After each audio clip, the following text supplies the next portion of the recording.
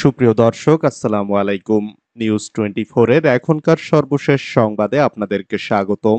প্রথমেই জানিয়ে দিচ্ছি সংবাদ শিরোনাম। আবারও বন্ধ ফেসবুক, এবার মোবাইল নেটওয়ার্কে, সঙ্গে টেলিগ্রামও। বাইতুল মোকাররমে কোটা আন্দোলনকারীদের গণমিছিল। সায়েন্স ল্যাবে আন্দোলনকারীদের বিক্ষোভ মিছিল। শাহবাগে অবস্থান নিয়েছে ছাত্র ঐক্য। উত্তরায় বৃষ্টি উপেক্ষা করে মার্চ ফর জাস্টিস কর্মসূচিতে শিক্ষার্থীরা স্লোগানে উত্তাল।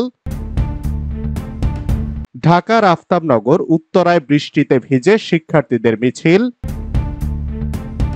পদত্যাগ নিয়ে প্রশ্নের জবাবে যা বললেন ওবায়দুল কাদের। গণবিক্ষোভ কর্মসূচি ঘিরে সতর্ক অবস্থানে আইনশৃঙ্খলা বাহিনী। সরকার বনাম শিক্ষার্থী গেম খেলে ফায়দা লোটার অপচেষ্টা করছে একটি মহল, দাবি ওবায়দুল কাদেরের। এতক্ষণ শুনছিলেন সংবাদ শিরোনাম। পুরো খবর পেতে ভিডিওটি শেষ পর্যন্ত দেখুন। সর্বশেষ সংবাদ পেতে চ্যানেলটি সাবস্ক্রাইব করুন। এবার বিস্তারিত। আবার বন্ধ ফেসবুক, এবার মোবাইল নেটওয়ার্কে, সঙ্গে টেলিগ্রামও। সামাজিক যোগাযোগ মাধ্যম ফেসবুক আবার বন্ধ করা হলো, তবে এবার শুধু মোবাইল নেটওয়ার্কে ফেসবুক বন্ধ করা হয়েছে।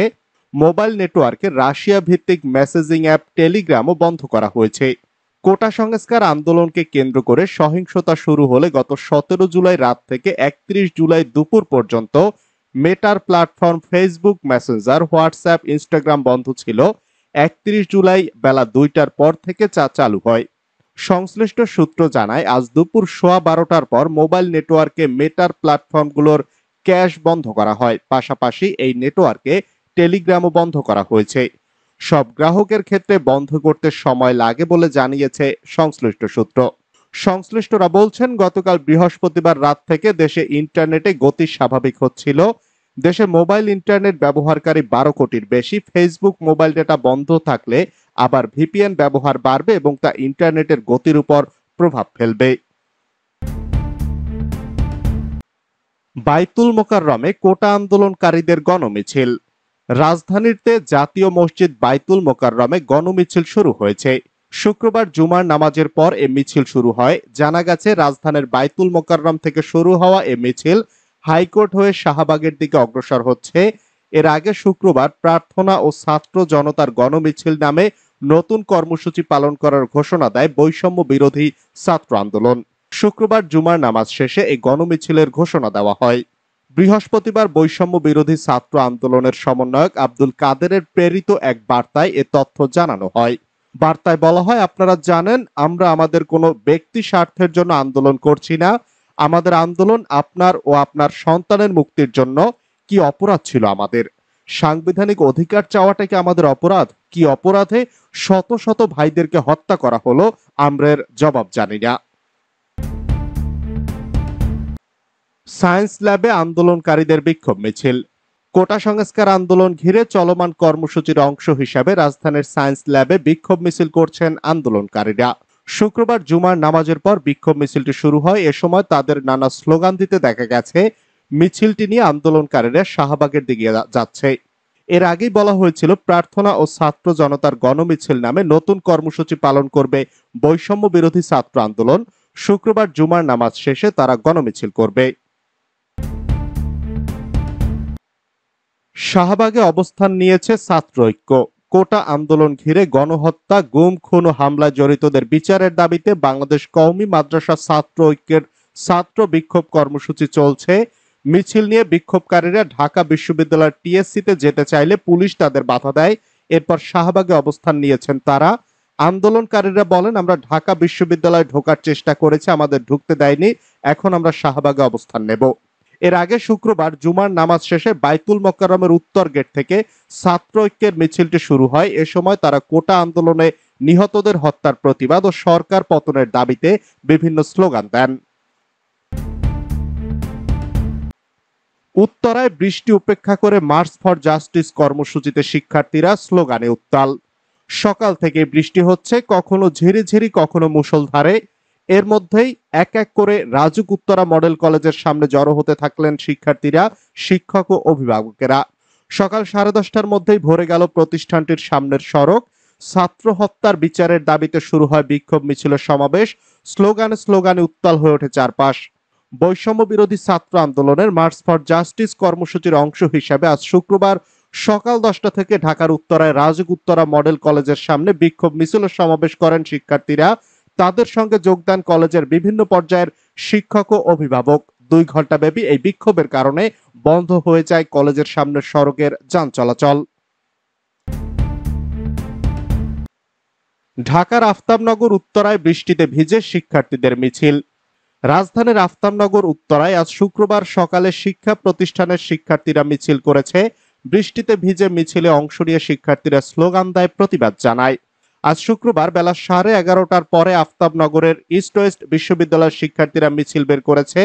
বৃষ্টিতে ভিজে ভিজে মিছিল নিয়ে তারা রামপুরা ব্রিজ পার হয়ে ব্র্যাক বিশ্ববিদ্যালয় ঘুরে আবার ইস্ট ওয়েস্ট বিশ্ববিদ্যালয়ে আসে। এ সময় মিছিলে থাকা বেশিরভাগ শিক্ষার্থীর গলায় পরিচয়পত্র ছিল।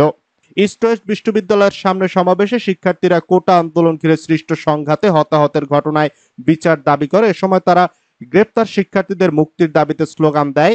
মিছিলের সামনে ও পেছনে পুলিশ ছিল। পদত্যাগ নিয়ে প্রশ্নের জবাবে যা বললেন ওবায়দুল কাদের।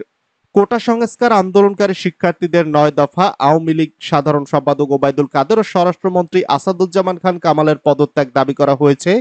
শুক্রবার দুপুরে ধানমন্ডিতে আওয়ামী লীগ সভাপতির রাজনৈতিক কার্যালয়ে এক সংবাদ সম্মেলনে এ বিষয়ে প্রশ্ন করা হলে সরাসরি জবাব দেননি ওবায়দুল কাদের।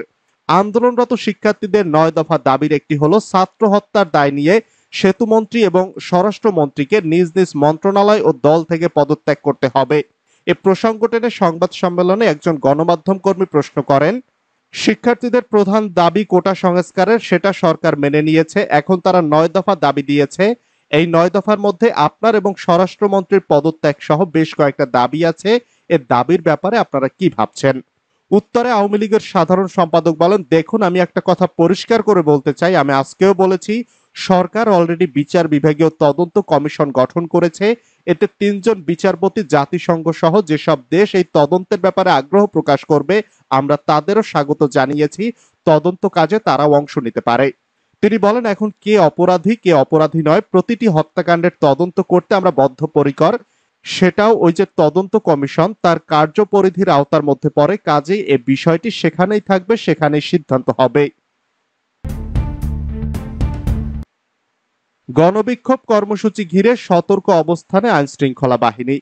রাজধানীর 4টি স্থানে গণবিক্ষোভ কর্মসূচি ঘিরে সতর্ক অবস্থানে রয়েছে আইনশৃঙ্খলা বাহিনীর সদস্যরা।